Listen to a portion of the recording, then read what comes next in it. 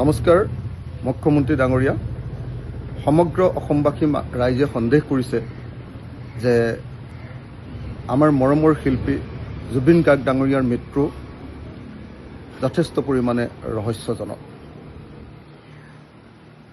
যিয়ে নহওক লাগিলে এই মৃত্যু যে নেগলিজেন্সৰ কাৰণে হৈছে, এটা ক্ৰিমিনেল নেগলিজেন্সৰ কাৰণে যে হৈছে, এই কথাটো অসমৰ মানুহে এতিয়া উপলব্ধি কৰিছে।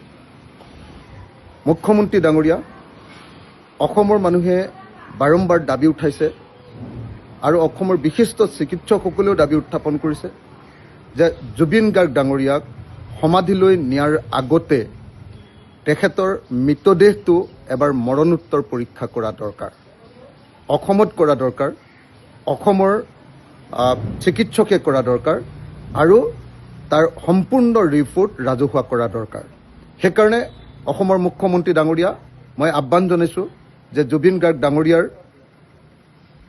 ডাঙৰীয়াক সমাধিলৈ নিয়াৰ আগতে এবাৰ তেখেতক পুনৰ এবাৰ পোষ্টমৰ্টেম বা মৰণোত্তৰ পৰীক্ষা কৰা হওক, যাতে পৰৱৰ্তী সময়ত আমি হাহাকাৰ কৰিব নালাগে।